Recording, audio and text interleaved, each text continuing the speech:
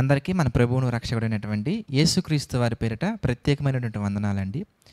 ప్రియులారా, కొన్ని పరిస్థితులు మన జీవితంలో ఎలా ఉంటాయంటే, మనకంటే తక్కువ వయసు ఉన్నటువంటి వాళ్ళు కానీ, లేదంటే కనుక ఏదైనా ఒక రంగంలో మనకంటే తర్వాత వచ్చినటువంటి వాళ్ళు కానీ ఫాస్ట్గా గ్రోత్ అవుతూ ఉంటారు. ఎగ్జాంపుల్కి, మనకంటే తక్కువ వయసు ఉన్నటువంటి వారు, వాళ్ళకి మనకంటే ముందుగానే వివాహం జరగటం, లేదా మనకంటే ముందుగానే వారికి సంతానం కలగటం, లేదంటే మన తర్వాత బిజినెస్ స్టార్ట్ చేశారు, వాళ్ళకి మాత్రం ఎక్కువ లాభాలు వస్తూ ఉండటం, ఇవన్నీ చూసినప్పుడు సగం మనసు అనేది నిలకడ కోల్పోతుంది.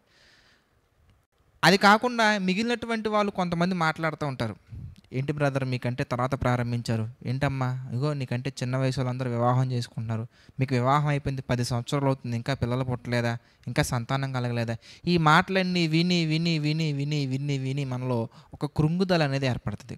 కృంగిపోతూ ఉంటాం మనం. ఇంకా ఆ మూమెంట్స్లో దేవుడిని ఆరాధించే విషయంలో కానీ, ప్రార్థన చేసుకునే విషయంలో కానీ, బైబిల్ రీడింగ్ విషయంలో కానీ, ఏ విషయంలోనైనా కానీ దేవునికి దూరంగా వెళ్ళిపోయే పరిస్థితులు అనేవి చాలా ఎక్కువగా ఉంటాయి.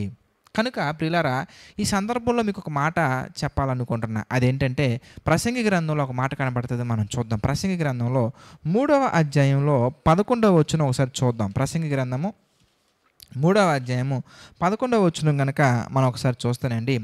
దేని కాలమందు అది చక్కగా ఉండునట్లు సమస్తమును ఆయన నియమించి ఉన్నారు.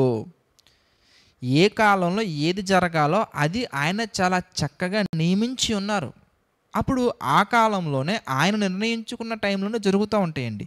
అలా కాకుండా మనం సమయం కాని సమయంలో, కాలం కాని కాలంలో జరగాలని మనం కోరుకొని దాని గురించి ఎక్కువ ఆలోచించడం వల్ల మొట్టమొదటిగా మనం కోల్పోయేది ఏంటంటే, ఆస్తి అంతస్తు కాదులే కానీ ప్రియులారా, మనశ్శాంతిని మనం కోల్పోతాం. ఆ తదుపరి ఆరోగ్యాన్ని కోల్పోతాం. ఆ తదుపరి ఎన్నో ఎన్నో ఎన్నో కోల్పోయి మన లైఫ్ వేస్ట్ అన్నటువంటి ఒక భ్రమలోకి మనం వెళ్ళిపోతామండి. అక్కడి నుంచి దేవుడు నాకేం చేశాడనే దగ్గర నుంచి దేవుని నిందించి దేవునికి పరిపూర్ణంగా దూరం అయిపోతాం. కనుక ఈ పరిస్థితుల్లో ఒకవేళ మీరు ఉంటే కనుక, ప్రభు కృపను బట్టి నేను మీకు ఇచ్చే గొప్ప ఆలోచన ఏంటంటే, గొప్ప సలహా ఏంటంటే, ప్రభు యొక్క వాక్యాన్ని ప్రకటించే ఒక దైవజనుడిగా చెప్పే మాట ఏంటంటేనండి, దయచేసి చుట్టుపక్కల ఉన్నటువంటి వారి మీద ఫోకస్ చేయకండి, లేదా చుట్టుపక్కల వారి యొక్క మాటల మీద ఫోకస్ చేయకండి. ఎందుకంటే దేవుడు మనల్ని అభివృద్ధిపరిచే విధానం కానీ, దేవుడు మనల్ని గొప్ప చేసే విధానం కానీ ఎవరు ఊహించలేనంత గొప్పగా ఉంటుంది.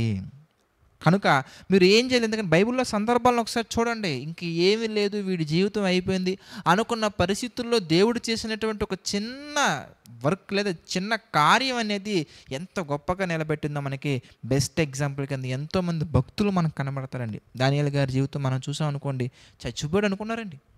కానీ గొప్పగా దేవుడు రాజుని ప్రేరేపించి, రాజు హృదయంలో ఒక ఆలోచన కలిగించి, రాజు కంగారు పడే విధంగా దానియేలు గారి పట్ల చేశారండి. రాజు దయ చూపించే విధంగా చేశారండి. ఒక ఎస్తేరు గారి జీవితం మనం తీసుకున్న, రూతు గారి జీవితం మనం తీసుకున్న, ఎవరి జీవితాలు దేవుని కొరకు నిలబడ్డ వారి జీవితాలు ఎవరైనా మీరు చూడండి ప్రియులారా, ఆఖరి క్షణాలు అని మనం పెట్టుకున్నటువంటి పేరు, కానీ దేవుడు పెట్టే పేరు ఏంటంటే ఆ కాలంలోనే జరగాలని దేవుడు నిర్ణయించారు. మనకు అది ఆఖరి క్షణాలుగా మనకు కనబడుతుంటుంది, కానీ దేవుడికి అది పర్ఫెక్ట్ టైం. దేవుడు ఎప్పుడు ఏ విషయం కూడా లేట్ చేయరు, అలాగని ఎర్లీగా చేయరు. తగిన కాలంలో మంచి మాట మనకు కనబడుతుంది. పేతురు పత్రిక మనం చూద్దాం. మొదటి పేతురు పత్రిక 5వ అధ్యాయం కనుక ఈ సందర్భంలో ఒకసారి మనం గమనించినట్లయితే, మొదటి పేతురు పత్రిక 5వ అధ్యాయం 7వ వచనం 6వ వచనం మనం చూద్దామండి. దేవుడు తగిన సమయమందు మిమ్మును హెచ్చించున్నట్లు ఆయన బలిష్టమైన చేతి కింద దీన మనస్కులై ఉండుడి. కనుక తగిన సమయంలో ఆయన మనల్ని తప్పకుండా హెచ్చిస్తారు. కనుక ఆయన మీద ఆధారపడి బ్రతకాలని, చుట్టుపక్కల వాటి మీద ఫోకస్ చేయకుండా ఉండాలని మిమ్మల్ని హృదయపూర్వకంగా వేడుకుంటున్నాను. ప్రార్థన చేసుకుందాం. దయచేసి ప్రతి ఒక్కరు తలల వంచి ప్రార్థనలు ఏకీభవించండి. ప్రార్థన. దయగల తండ్రి, ప్రేమగల దేవ, పరిశుద్ధుడ, మహోన్నత తండ్రి, ఎన్నో లోతైన విషయాలు ప్రభా ఈ డివోషన్స్ ద్వారా మాతో మాట్లాడుతూ మమ్మల్ని తండ్రి బలపరుస్తున్నందుకు మీకే కృతజ్ఞతాస్తుతులు చెల్లించుకుంటున్నాం తండ్రి. దేవా, ఈ డివోషన్స్ని చూడటం మాత్రమే కాకుండా తండ్రి, అనేక మందికి షేర్ చేస్తున్న మీ బిడ్డలందరినీ జ్ఞాపకం చేసుకోండి. వారిని, వారి కుటుంబాలను తండ్రి మీ చిత్త ప్రకారంగా దీవించండి తండ్రి. వారి కుటుంబాల్లో తండ్రి ఎటువంటి ఆర్థిక, ఆరోగ్య, మానసిక సమస్యలు మా తండ్రి తలెత్తకుండా తండ్రి, కృంగిపోకుండా మీ కృపలో తండ్రి స్థిరమైన మనస్సు కలిగి ప్రతి సమస్యను ఎదురించే శక్తి కలిగి జీవించుటకు సహాయం చేయండి తండ్రి. ఈ మినిస్ట్రీ నిమిత్తం కష్టపడుతున్న ప్రతి చెల్లిని, ప్రతి తమ్ముని మీరు జ్ఞాపకం చేసుకోండి తండ్రి. ప్రభు, ఈ మినిస్ట్రీ నిమిత్తం తండ్రి ఆర్థికంగా మా తండ్రి ఎవరెవరైతే సహకారంగా నిలబడుతున్నారో వారిని కూడా మా తండ్రి మీ చిత్త ప్రకారంగా దీవించండి తండ్రి. దేవా దీనుడైన నా ద్వారా తండ్రి ఎన్నో కార్యక్రమాలు జరిగిస్తున్నారు. అందును బట్టి మీకే కృతజ్ఞతాస్తుతులు చెల్లించుకుంటున్నాం తండ్రి. మీ చిత్త ప్రకారంగా తండ్రి నమ్మకంగా యథార్థంగా ఉంటూ తండ్రి ఇంకా ఎన్నో కార్యక్రమాలు చేస్తూ తండ్రి మిమ్మల్ని ఘనపరిచే ధన్యతను అనుగ్రహించండి తండ్రి.